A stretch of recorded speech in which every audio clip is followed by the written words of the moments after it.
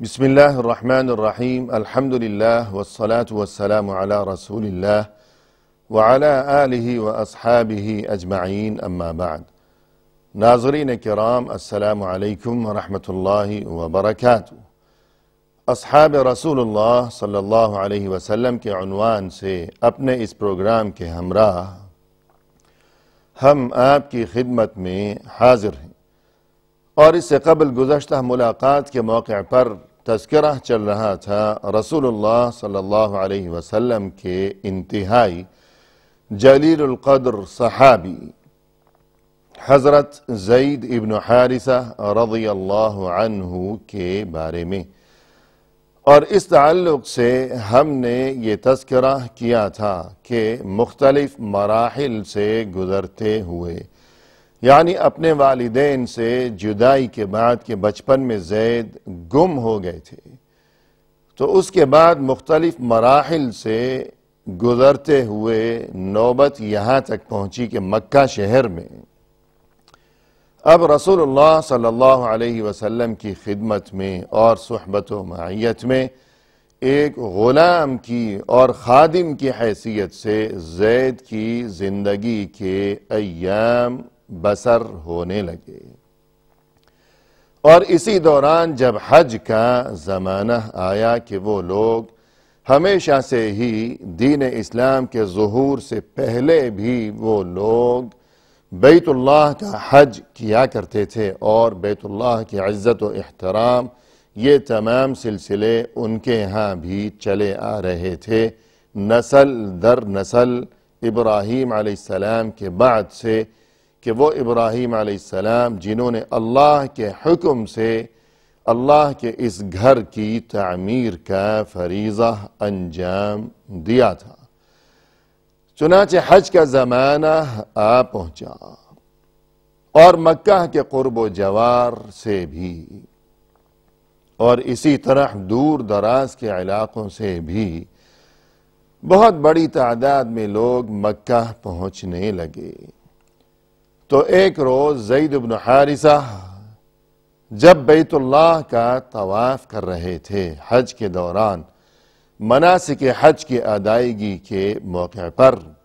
زید جو کہ اس وقت کم سن غلام تھے، رسول اللہ صلی اللہ علیہ وسلم کے خادم تھے، اور ظاہر ہے کہ یہ تمام تر گفتگو اور یہ تمام تر واقعات یہ ظہور اسلام سے قبل کے زمانے کی باتیں ہیں۔ تو زید جب بیت اللہ کے طواف میں مشغول تھے تو اچانک چند ایسے لوگوں کے ساتھ ان کا آمنا سامنا ہو گیا، وہیں طواف کرتے ہوئے مطاف کے اندر ہی چند ایسے لوگ کہ جن کا تعلق زید کے اپنے خاندان سے تھا، اور اسی علاقے سے وہ لوگ آئے ہوئے تھے حج کی غرض سے کہ جہاں زید کا خاندان آباد تھا، زید کے والدین جہاں مقیم تھے، آمنا سامنا ہو گیا بالکل اچانک، اور دونوں طرف سے کیفیت یہ ہوئی کہ خوشی کی انتہا نہ رہی، ایک دوسرے کو پہچانا، اور پھر اس کے بعد خیر خیریت دریافت کرنے کا وہ سلسلہ،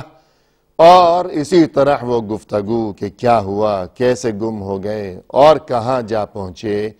اور مکہ کیسے آ پہنچے زید، اور یہ کہ مکہ میں کیا کرتے ہیں، کہاں رہتے ہیں، کس کے پاس رہتے ہیں، یہ تمام تر گفتگو ہوئی۔ اور پھر جب حج کا موسم اپنے اختتام کو پہنچا تو ان لوگوں نے اپنے علاقے میں واپس پہنچنے کے بعد زید کے گھر والوں کو اور زید کے والدین کو اس تمام تر صورتحال سے آگاہ کیا، اور تب زید کے والدین کی خوشی کا تو کوئی ٹھکانہ ہی نہیں رہا، اور زید کے باپ نے انتہائی عجلت میں، بڑی ہی جلدی میں مکہ کی جانب سفر کی تیاری شروع کر دی، اور سواری بھی تیار کی، اور اپنے ہمراہ اپنے چھوٹے بھائی کعب کو بھی اس سفر پر آمادہ کیا، اور دونوں نے مل کر اس موقع پر کچھ مال کا بندوبست بھی کیا، روپے پیسے جمع کیے، مال کا انتظام کیا، تاکہ جب وہاں ہم شہر مکہ میں جا پہنچیں گے تو وہاں جس کسی کی خدمت انجام دیا کرتا ہے ہمارا یہ بیٹا اور ہمارا یہ جگر گوشہ جس کی غلامی میں ہے، وہاں ظاہر ہے کہ اس نے رقم دے کر اور پیسے دے کر اسے خریدا ہوگا، تو قیمت وصول کیے بغیر تو وہ اسے ہمارے حوالے کرنے پر آمادہ نہیں ہوگا۔ تو کچھ روپے پیسے اور مال کا بھی بندوبست کیا کہ وہاں مکہ میں زید کا جو کوئی آقا ہے یہ مال بطور قیمت اس کی خدمت میں پیش کیا جائے اور اس مال کے عوض اپنے لخت جگر کو اس آقا سے وصول کیا جا سکے۔ اور اس کے بعد ناظرین کرام، انتہائی بے چینی اور بے قراری کے عالم میں یہ دونوں افراد یعنی زید کا باپ حارثہ اور زید کا چچا کعب دور دراز کے اپنے اس علاقے سے مسلسل سفر کی صعوبتیں برداشت کرتے ہوئے اور یہ فاصلہ طے کرتے ہوئے آخر مکہ شہر میں آ پہنچے اور یہاں اپنی آمد کے بعد معلومات حاصل کی ادھر ادھر سے مختلف لوگوں سے کہ ان کا بیٹا کہاں رہتا ہے، کس کے پاس رہتا ہے، اور پھر یہ معلومات حاصل کرنے کے بعد وہ رسول اللہ صلی اللہ علیہ وسلم کی خدمت میں جا پہنچے اور اپنی آمد کا مقصد بیان کیا۔ اور گفتگو کا جب آغاز ہوا تو آمد کا مقصد فوراً بیان نہیں کیا، بلکہ پہلے گفتگو کا آغاز کچھ اس انداز میں کیا کہ یا ابن عبد المطلب انتم تفکون العانی وتطعمون الجائع وانتم تفکون الاسیر وتغیثون الملہوف، کہ اے عبد المطلب کی اولاد، یعنی انہوں نے رسول اللہ صلی اللہ علیہ وسلم کو، کہ اگرچہ اس وقت رسول اللہ صلی اللہ علیہ وسلم کی بعثت نہیں ہوئی تھی، لیکن ہمیں یہ بات معلوم ہونی چاہیے کہ رسول اللہ صلی اللہ علیہ وسلم کا تعلق خاندان بنو ہاشم سے تھا، اور بنو ہاشم کی اولاد میں عبد المطلب کا بڑا چرچا تھا، بڑی شہرت تھی،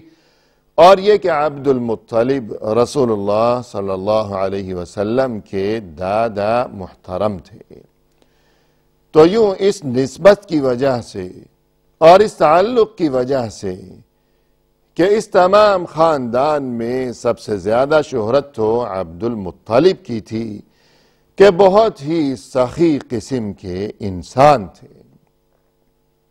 اور اس بات کی بھی بڑی شہرت تھی اور بہت زیادہ چرچا تھا تمام ملک عرب میں کہ وہ جو خاندانی پس منظر تھا کہ عبد المطلب کے بیٹوں میں وہ عبداللہ کے بارے میں وہ جو تمام تر معاملات پیش آئے تھے، اور عبداللہ کی قربانی کا وہ جو واقعہ تھا، اور پھر بالآخر عبداللہ کو قربان کرنے کی بجائے عبداللہ کے والد عبد المطلب نے 100 اونٹ قربان کیے تھے، 100 اونٹ، اور ان 100 اونٹوں کا گوشت فقراء و مساکین میں تقسیم کیا تھا۔ ظاہر ہے کہ سخاوت و فیاضی کے باب میں یہ ایک انتہائی نادر مثال تھی۔ تو یوں عبد المطلب کی سخاوت اور فیاضی اور دریا دلی کے بڑے چرچے تھے، اور عبد المطلب نے اپنے جس بیٹے عبداللہ کی جان بچانے کی خاطر 100 اونٹ قربان کیے تھے۔ عبداللہ والد تھے رسول اللہ صلی اللہ علیہ وسلم کے۔ تو کہنے کا مقصد یہ کہ سخاوت کے لحاظ سے اس تمام خاندان میں بطور خاص عبد المطلب کا بہت زیادہ چرچا تھا اور شہرت تھی، تو اس وجہ سے زید کا یہ جو باپ اور چچا یہ دونوں وہاں رسول صلی اللہ علیہ وسلم کی خدمت میں حاضر ہوئے، تو انہوں نے بطور خاص عبد المطلب کا نام لیا کہ اے عبد المطلب کی اولاد اور اے عبد المطلب کے خاندان والو، تمہاری عادت یہ ہے اور تمہارا طریقہ یہ ہے اور تمہاری تو شان یہ ہے کہ تم تو قیدیوں کو رہائی دلایا کرتے ہو، اپنی جیب سے تم قیمت ادا کر کے ان لوگوں کو رہائی دلایا کرتے ہو جو کہ کسی کی قید کے شکنجے میں اور غلامی کے شکنجے میں جو لوگ جکڑے ہوا کرتے ہیں، اور یہ کہ تم بھوکوں کو کھانا کھلایا کرتے ہو اور تم ضرورت مندوں کی ہمیشہ مدد کیا کرتے ہو، اعانت کیا کرتے ہو۔ یہ الفاظ کہے ان کی تعریف میں،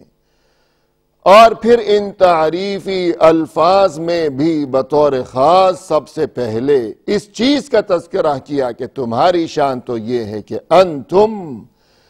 تفکون العانی، تمہاری شان تو یہ ہے کہ تم اس شخص کو اپنی جیب سے قیمت ادا کر کے رہائی دلائے کرتے ہو کہ جو کسی کی غلامی میں جکڑا ہوتا ہے۔ تمہاری تو یہ شان ہے کہ تم تو دوسرے غلاموں کو اپنی جیب سے قیمت ادا کر کے رہائی دلایا کرتے ہو، تو پھر چی جائے کہ تمہاری اپنی غلامی میں کوئی شخص اپنی زندگی کے شب و روز بسر کر رہا ہو، یہ بات تو تمہاری شان کے خلاف ہے۔ جو تمہاری اپنی غلامی میں ہے تم اسے کس طرح آزاد نہیں کرو گے کہ تم تو دوسروں کو آزاد کیا کرتے ہو، دوسروں کو آزادی دلایا کرتے ہو اپنی جیب سے قیمت ادا کر کے۔ یہ تمام تر گفتگو کی رسول اللہ صلی اللہ علیہ وسلم کی سمجھ میں بات نہیں آئی کہ ماجرا کیا ہے، یہ لوگ کیسی باتیں کر رہے ہیں، یہ کون لوگ ہیں اور کیوں آئے ہیں، اور ان کی اس بات کا مقصد کیا ہے، کیا پیغام پوشیدہ ہے۔ تب آپ صلی اللہ علیہ وسلم نے فرمایا کہ ذرا وضاحت کرو، کھل کر بات کرو، تمہارا مقصد کیا ہے، میں سمجھ نہیں پایا۔ اور تب ناظرین کرام ان لوگوں نے انتہائی درد بھرے لہجے میں یوں کہا کہ لَقَدْ جِئْنَاكَ فِي ابْنِنَا الَّذِي عِنْدَكَ وَحَمَلْنَا إِلَيْكَ مِنَ الْمَالِ فَامْنُنْ عَلَيْنَا يَا ابْنَ عَبْدِ الْمُطَّلِبِ وَفَادِهِ لَنَا بِمَا تَشَاءُ۔ اے عبد المطلب کے بیٹے، ہم تو اس قدر دور دراز کے علاقے سے سفر کی یہ صعوبتیں اور مشقتیں برداشت کرتے ہوئے یہاں آپ کے پاس پہنچے ہیں شہر مکہ میں، اس وجہ سے پہنچے ہیں لَقَدْ جِئْنَاكَ فِي ابْنِنَا الَّذِي عِنْدَكَ، ہمارا وہ بیٹا، وہ ہماری آنکھوں کا نور اور وہ ہمارے دل کا سرور، ہمارا وہ بیٹا وہ آپ کے پاس ہے، آپ کی غلامی میں اپنی زندگی کے دن بسر کر رہا ہے، اور ہم بہت سا مال و دولت بھی لے کر آئے ہیں تاکہ آپ کی خدمت میں ہم پیش کر سکیں۔ فَامْنُنْ عَلَيْنَا، اللہ کے واسطے ہم پر یہ احسان کر دیجئے، خدا کے لیے ہم پر یہ احسان کر دیجئے کہ جو مال آپ چاہیں، جتنی قیمت آپ چاہیں، منہ بولی قیمت ہم سے وصول کر لیجئے، جو آپ اشارہ کریں گے ہم آپ کی خدمت میں پیش کر دیں گے، اور اس قیمت کے عوض ہماری آپ سے یہ درخواست ہے کہ اللہ کے لیے ہمارے اس جگر گوشے کو اے عبد المطلب کے بیٹے ہمارے حوالے کر دیجئے۔ رسول اللہ صلی اللہ علیہ وسلم نے جب یہ گفتگو سنی تو حیرت زدہ رہ گئے کہ میرے پاس ان کا بیٹا بطور غلام، یہ کیا معاملہ ہے اور یہ کیا بات ہے؟ میرے پاس تو ایک ہی غلام ہے جو کہ خدیجہ نے مجھے بطور ہدیہ پیش کیا ہے، وہ کون سا غلام ہے میرے پاس کہ جس کی باتیں یہ کر رہے ہیں؟ تو بہت ہی تعجب اور حیرت کے عالم میں دریافت فرمایا کہ میرے پاس غلام جو کہ تمہارا بیٹا ہے، یہ کیسی باتیں کر رہے ہو تم لوگ؟ کس غلام کی باتیں کر رہے ہو؟ تب انہوں نے کہا کہ وہی آپ کا ایک ہی غلام اور ایک ہی خادم، وہی ہمارا بیٹا ہے، وہی ہمارا جگر گوشہ ہے، اور اسی کے بارے میں ہم آپ کی خدمت میں یہ گزارش کر رہے ہیں کہ جس کا نام ہے زید۔ تب رسول اللہ صلی اللہ علیہ وسلم اس بات کو سمجھے اور مزید حیرت زدہ رہ گئے، اور ان کا یہ مطالبہ اور ان کا یہ تقاضا کہ آپ جتنی قیمت چاہیں ہم سے منہ مانگی قیمت وصول کر لیجئے اور ہمارے اس بچے کو ہمارے حوالے کر دیجئے، یہ مطالبہ سننے کے بعد آپ صلی اللہ علیہ وسلم نے یوں فرمایا انہیں مخاطب کرتے ہوئے کہ دیکھو میں تمہیں ایک مشورہ دیتا ہوں، ایک مشورہ پیش کر رہا ہوں، میری بات سن لو، میرا مشورہ قبول کر لو اگر تمہیں اچھا لگے۔ تو انہوں نے کہا کہ ضرور، آپ کا مشورہ سر آنکھوں پر، فرمائیے آپ کیا فرمانا چاہتے ہیں۔ اور تب ناظرین کرام رسول اللہ صلی اللہ علیہ وسلم نے، اور بار بار یہاں یہ وضاحت بھی ہو جائے کہ اس وقت آپ صلی اللہ علیہ وسلم کو نبوت عطا نہیں کی گئی تھی، یہ واقعہ ظہور اسلام سے قبل کے زمانے کا ہے۔ آپ صلی اللہ علیہ وسلم نے اپنا مشورہ دیتے ہوئے یوں کہا کہ دیکھو تم یہ کہتے ہو کہ منہ مانگے دام میں تم سے وصول کر لوں اور اس کے عوض تمہارے لخت جگر کو میں تمہارے حوالے کر دوں، تو میرا مشورہ یہ ہے کہ ہم اسے بلاتے ہیں اور اسے اختیار دیتے ہیں کہ یا تو وہ تمہیں پسند کر لے اور تمہارے ساتھ جانے پر آمادہ ہو جائے، اور یا مجھے پسند کر لے اور میرے ساتھ رہنے کو وہ منتخب کر لے۔ اگر ایسا ہوا کہ اس نے تمہیں پسند کر لیا اور تمہارے ساتھ جانے پر آمادہ ہو گیا، تب میں کوئی قیمت تم سے وصول کیے بغیر مفت میں تمہارے لخت جگر کو تمہارے حوالے کر دوں گا۔ لیکن اگر اس نے میرے ساتھ رہنا پسند کیا تو میں بھی اتنا بے مروت نہیں ہوں کہ جو کوئی میرے ساتھ رہنا پسند کرے تو میں زبردستی اسے کسی دوسرے کے حوالے کر دوں اور اسے اپنے پاس سے زبردستی چلتا کروں۔ یہ بات سن کر انہوں نے کیا کہا، اس سلسلے میں ناظرین کرام آئندہ ملاقات کے موقع پر مزید گفتگو آپ کی خدمت میں پیش کی جائے گی۔ فی الحال ہمیں اجازت دیجیے اللہ کے حوالے۔ وآخر دعوانا ان الحمد للہ رب العالمین۔